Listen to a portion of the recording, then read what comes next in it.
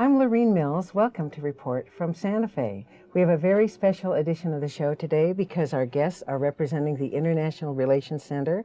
We have today Laura Carlsen. Thank you for joining us. Thank you very much for the invitation. And Noam Chomsky, who is also on the board of the International Relations Center, and about which more will be said shortly. Glad to be with you. Thank you for being with us in Sante Fe. This year marks the 25th anniversary of this marvelous group that you represent. You've had a name change. You are now the International Relations Center, but you used to be called, Laura, tell us. The Inter-Hemispheric Resource Center. And just recently. And who started it, and what are you about? What does your group do? Well, this organization was started 25 years ago by Deborah Bruce and Tom Berry. The idea of starting it was to get the citizenry more involved in foreign policy. And at the time, we started mostly with issues in Central America. It was a time when it was a very hot spot region for U.S. foreign policy, and there were a lot of problems, and we were very much in disagreement with what was happening there. So we began to do a different kind of analysis, the kind of analysis you don't find in the mass media. To this day, the mission of the organization is to make the United States a more responsible global partner. To cynics, that may sound like a utopic goal, but the way that we see that happening is precisely by getting people more involved in formulating foreign policy. We believe that it's not something that can be left to experts in Washington. And that's why we're an unusual kind of a think tank, because we're based here in New Mexico. We're not based in Washington. And we're built on a network of contributors that are literally spread across the globe. So when you say a think tank without walls, you literally mean that, because you have such a grand international reputation, and we're really honored and proud to have you centered here in New Mexico, and primarily in Silver City, right? Yes, that's correct. We were there because we were doing a lot of border work with Mexico, and now we have a program, the Americas program. I'm the director, and I'm based in Mexico City, and the Global Affairs program is based in the Washington, New York area. And so, since your focus was Central America to begin with, is this how you, Professor Chomsky, came into the group? Because you've written so extensively on all of our foreign relations adventures, Vietnam, Cambodia, certainly tons on Central America. How did you first hear about the group and get involved? Well, actually, I knew Tom and Deb from political activities and work, and yes, I was very much involved in Central America issues through the 1980s, so it was pretty natural. And so, before we leave the American issues, you are the Americas director for the group, and you live in Mexico City. And I have been, if you could just give us a little summary of the way you think the political currents are going inter-America, within the Americas. And then, I'm anxious. I read the most wonderful piece you wrote about Walmart and the Mexican pyramids at Teotihuacan. Tell us a little about what's happening in the Americas. Yes, well, the Americas are no longer headline grabbers because there's been so much focus on Iraq and on the Middle East. But we think that what's happening there is very important, and that it would be a grave mistake for the United States to disregard what's happening. In essence, it's very hopeful what's happening down there. It's an exciting place to be right now because there are a lot of changes and there are a lot of alternatives that are coming up. Recently, we've seen a shift to the center-left in the recent elections that strengthened the Workers' Party in Brazil. There's a left-wing government in Uruguay now, and it's strengthened, and that's been happening on the municipal level in other countries as well. And these countries are getting together and they're forming alternatives to some of the policies that were being enforced by the United States, like the free trade agreements in particular, and other kind of policies that were having negative effects on the populaces there. We've had a lot of recent mobilizations against privatizations and defense of natural resources that I think will be very important in the future. And the situation between the Walmart superstore at the location of the Temple of the Sun and Moon at Teotihuacan, Mexico, how is that? What's happening there? Well, the Walmart Center is built and it's running and everything. So we lost the battle, but not the war. It was a fascinating organizing experience and issue for us there in Mexico because it's so symbolic. Walmart, of course, symbolizes the advance of capitalism in some of its worst forms in terms of how they treat suppliers, how they treat employees. And the pyramids represent Mexican culture in its purest form. So people really felt it as a visceral issue when they found out that this store was going to be built so close to the pyramids, within sight of the pyramids themselves. And there was a kind of a coalition that formed of the people who live in the area, as well as intellectuals, UNESCO and involved? theater people. Yeah. Yeah, they were kind of involved. You know, they weren't probably as strong as they could have been. And for us, it was interesting because we've been analyzing NAFTA for a long time. And one of the things, kind of looking at case studies throughout Mexico, and one of the things that really impressed me is that a lot of the resistance to these new policies is not so much economically based, but culturally based. That people feel like they're defending an identity in resisting some of these policies, and that was very clear in the Walmart case. Well, speaking of losing the battles and winning the war, you are the grand warrior for so many issues in our intellectual discourse of this country. I would like to just talk a little bit about your background, because when I was Googling you, and I would come across things like the New York Times says, judge in terms of the power, range, and novelty and influence of his thought, that Noam Chomsky is arguably the most important intellectual alive. And then other people are ranking you in the top 100 thinkers of the world. You're in 10th behind Socrates and Sigmund Freud. How do you feel when you have these accolades heaped upon you? First recommendation is that these things mostly come from press releases, and you have to be careful. So that famous statement from the New York Times, if you go on and read the article, the next statement is something like, how can he write such terrible things about U.S. foreign policy? So we stand so warned. The sentence was a setup for something else, and so on. You know what press offices are like. Yes, I do. But nonetheless, as we look at the history of your writings, you have done such impeccable scholarship on these issues from Cambodia, Vietnam, certainly Central America, and now the Middle East situation and the war on terrorism, all those things. Your most recent book is called Hegemony or Survival, America's Quest for Global Dominance. I'm not sure that goes down too well in Washington. So, and then the wonderful book you wrote about 9/11. How do you feel we're doing as a country now? And you can take off on any of those threads, the war on terrorism. Well, terrorism is a very serious problem, and it would be a good idea if there were a war on terrorism, but there isn't. Policies are being carried out which, with the anticipation that they will increase the threat of terrorism, and in fact that's happening. So, for example, take the war in Iraq. It was expected that the war in Iraq, whatever else you think about it, would increase the threat of Islamic jihadi terrorism. That was predicted by the U.S. intelligence agencies, other intelligence agencies, independent analysts, and in fact it happened. So if you read just a couple of weeks ago, the National Intelligence Council, the kind of supervisory directorate of intelligence, published its projections for the next 15 years. It's intended for the public, so it's sort of watered down, rather simplified. But one thing they point out is that the effect of the war in Iraq has been to turn Iraq into a training ground for terrorists, much in the way Afghanistan was. They don't tell you when Afghanistan was a training ground for terrorists, but the fact is it was mostly in the 1980s, when the people now in Washington were organizing radical Islamic jihadists from all over the world to fight their battles for them. And then again in the late 1990s, after Clinton's bombing of Afghanistan, which did establish close relations between the Taliban and Osama bin Laden. So yes, it was a training ground for terrorists. Now Iraq is turning into a training ground for terrorists spreading all over the world.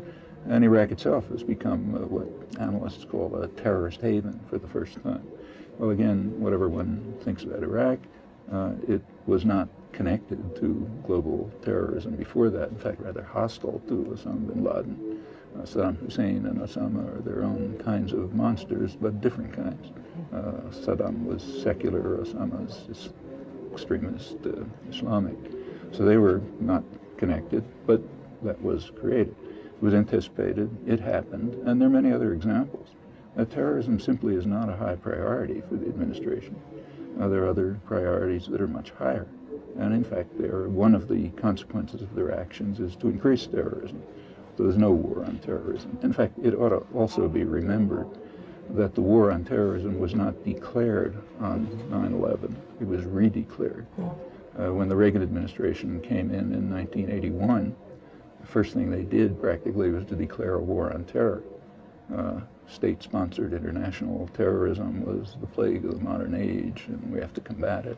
And that was the cover story for a major state terrorist war in Central America, which the Reagan administration essentially ran.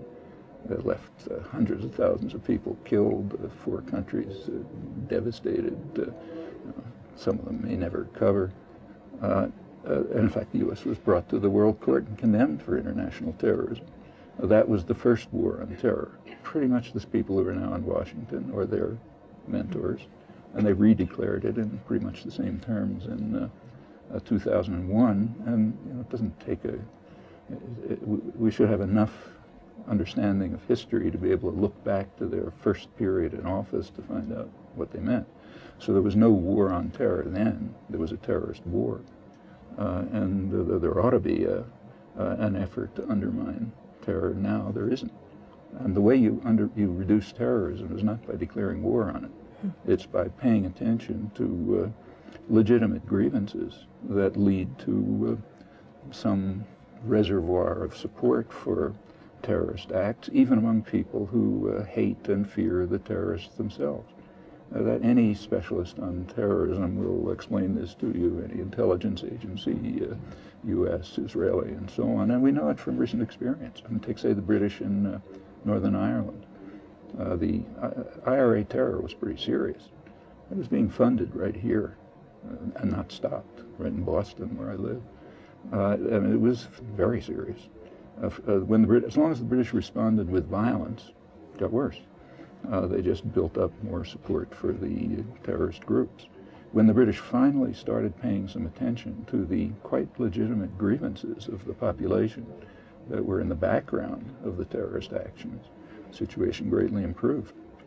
If you go to Belfast today, it's not utopia, but it's nothing like what it was 10 years ago.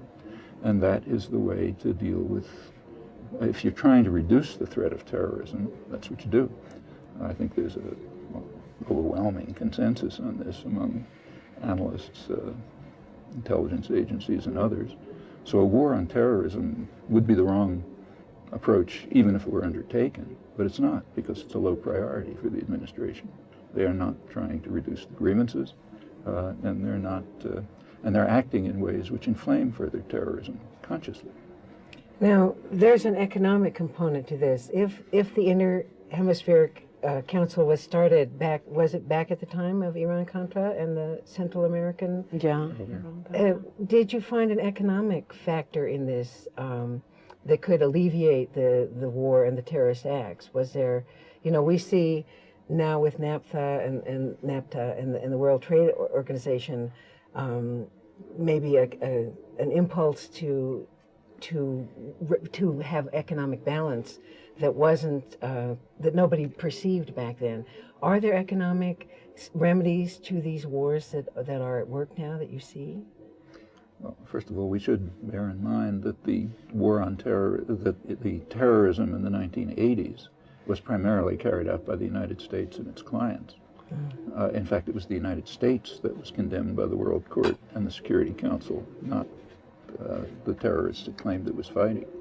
The Security Council, the U.S. vetoed the resolutions, but they supported the World Court judgment ordering the United States to terminate what they called its unlawful use of force, meaning international terrorism against Nicaragua. The U.S. responded by escalating the war. So we have to get the right picture here. There was terrorism, but it was state terrorism that the U.S. was supporting. In El Salvador, it was monstrous. There was a war against Nicaragua. Guatemala was a horror story. And in fact, the man who was called the proconsul in Honduras, who essentially his task was to organize the terrorist forces attacking Nicaragua. He's now the proconsul in Iraq, John Negroponte. So there is continuity, but it's not quite the way it's described. Are there economic causes? Sure. In fact, what was happening in Central America was that after centuries of oppression and violence and terror, there were finally attempts being made, many of them led by the church, in fact, to organize peasants and poor people and working people to have some share in controlling their own lives. And that was the reason for the U.S. terrorist war. In fact, if you look at the famous School of the Americas, which trains Latin American officers, one of their talking points, what they advertise, is that the U.S. Army helped defeat liberation theology. Liberation theology was the movement started mainly in Latin America by the Latin American bishops to try to undertake what they called a preferential option for the poor. That is, for the church to serve the poor rather than the rich. And priests and nuns and lay workers were forming base communities of peasants, working with them and so on. And they suffered. Just take El Salvador. The decade opened with the assassination of an archbishop, conservative archbishop, who was called a voice for the voiceless. And the decade ended, 1989, with the brutal murder of 6 leading Jesuit intellectuals in El Salvador by forces armed and trained and directed by the United States, which had already had a bloody record behind them of tens of thousands of slaughters in the elite battalion. That was the war on terror, and that's why the School of the Americas says correctly that the U.S. Army helped defeat liberation theology. That was the war on, and there were definitely economic reasons. The reasons were to try to prevent poor people from organizing to take control of their own lives. In the case of the Middle East, there are also economic reasons, but quite different ones. Laura?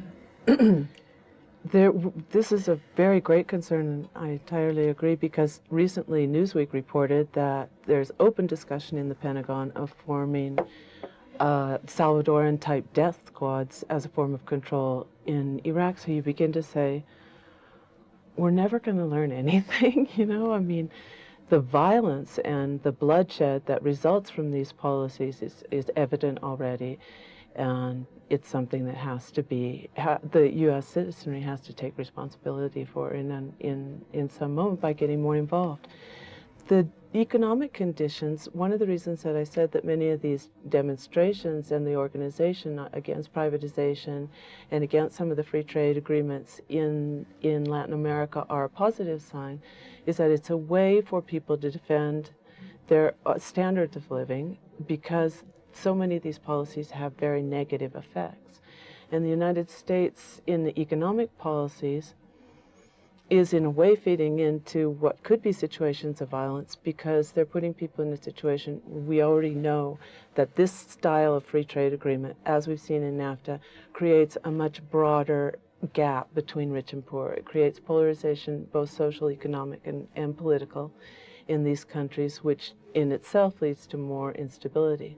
So when these countries begin to develop some alternatives to say to the United States, no, this is not the kind of model we want in our country. We want to keep control of our own resources. We want to forbid this transnational from taking over our water supply.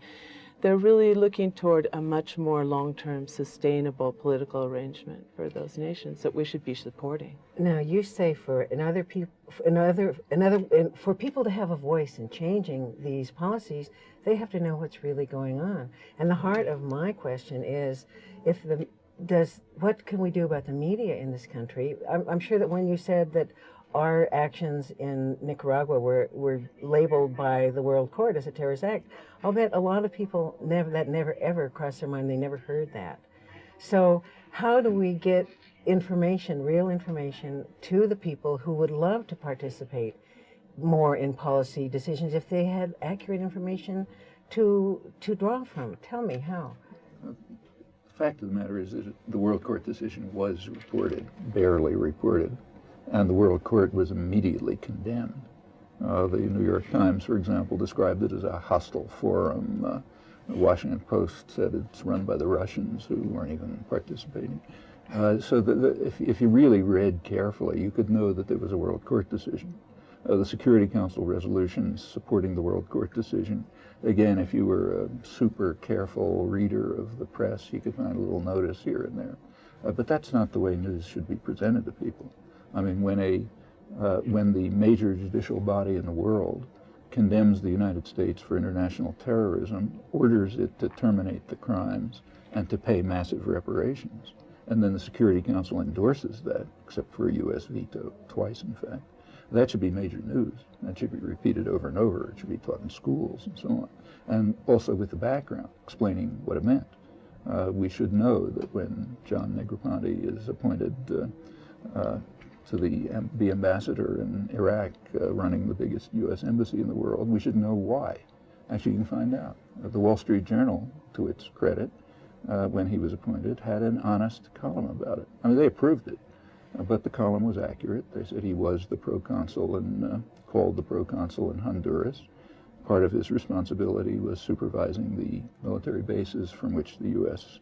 backed basically terrorist forces were attacking Nicaragua. And it also mentioned that he ran the biggest CIA station in the world. And is that because Honduras is so important? No, it's because that was the background for the terrorist war against Nicaragua. Well, okay, nice. The Wall Street Journal described it, but these are the things that everybody should know. And we should know what it means when he's sent to Iraq. And we should draw the connections, and we should remember what terrorism is. You know, the rest of the world does. I mean, that's why if you look at Latin American polls on the war in Iraq, or for that matter, even the war in Afghanistan, there's virtually no support. I mean, there was an international Gallup poll taken in Afghanistan right after the announcement was made that we're going to bomb, before the bombing started. And there was very little support anywhere, but in Latin America it was almost invisible. Like Mexico, 2% support. You know, the highest support I think was Colombia, 11%. Well, the reason is they have a history. They know something about U.S. military intervention. They've experienced it, and they don't like it. So how can the average citizen become more involved, be more discerning in the news sources that they get their information from, and how can they participate in these policy decisions that seem so done in Washington, a done deal before we even hear about them? Well, this in part what we do at the IRC. We're trying to get that information out there, and then we have a big advantage now with the internet. We have this network that's able to work together despite immense distances, and yet to put out news and to coordinate. And that we're facing a more difficult situation now, 25 years later, in terms of the media than we were before, because the monopolies are more extensive, the concentration is more intense than it was before. So there, it's a very difficult situation. But now that people have access to the internet, it's at least a possibility. And let's take a moment. Would you recite your internet address, and we'll run it underneath you, you know, a little scroll at the bottom. Do you know your internet? Yes. I do. It's irc-online.org. Okay, so people can go there and find out more about what you're doing. Yeah. Yes. And what is your advice for our average citizen? The only thing I would add, there are by now many alternative sources, and there's plenty in the mainstream media if you read it carefully, skeptically, remembering what happened a couple of years ago and so on, then you can do it. But the main thing, in my opinion, is to be part of an organized group. It's extremely hard to do this on your own. It's like carrying out an individual research project. It's a lifetime occupation. But say during the Central America war years, I mean, I travel over the country. I mean, I would go to churches in Kansas where people would know more about Central America than the CIA or the departments in the major universities. The reason is because they were directly involved. They didn't have to use those sources, and they could talk to one another, and they could share experiences, and they had literally thousands of people were going up and back seeing for themselves what was happening. If you're part of an integrated organization, you can do things that greatly magnify your capacity to understand. Isolated people can't really do very much. I mean, you're alone, you have your own opinions, but you never hear them. discussed, reinforced, and so on. And in fact, you can see this very clearly in polls of American public opinion. This is a very heavily polled country. We know there are intensive studies of what people believe. And what people believe is so far from the two political parties and the media that it's just a huge chasm. For example, right before the last election, November election, there were two of the major institutions that study public opinion released extensive studies of American public opinion. They were scarcely reported in the newspapers, barely. And what they showed is that both parties are far to the right of the public on just about every issue you can think of. Well, the people who answer the questions in the polls probably think I'm the only person who thinks this, because they never hear it, they never read it, they can't discuss it with other people, and so on.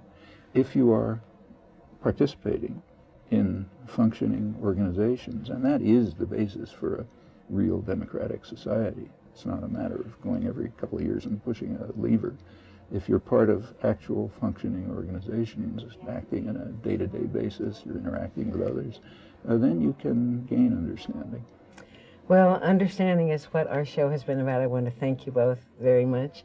Our guests today have been Laura Carlsen, who is the Americas Director for the International Relations Center, and we've given you all the websites so you can go there and find wonderful articles. And our other guest is Professor Noam Chomsky, Professor of Linguistics, Professor Emeritus of Linguistics and Philosophy at MIT, but author extraordinaire and certainly one of the greatest minds of our time. So thank you both for being here. Thank you very much. And I'd like to thank you, our viewers, for being with us today on Report from Sante Fe.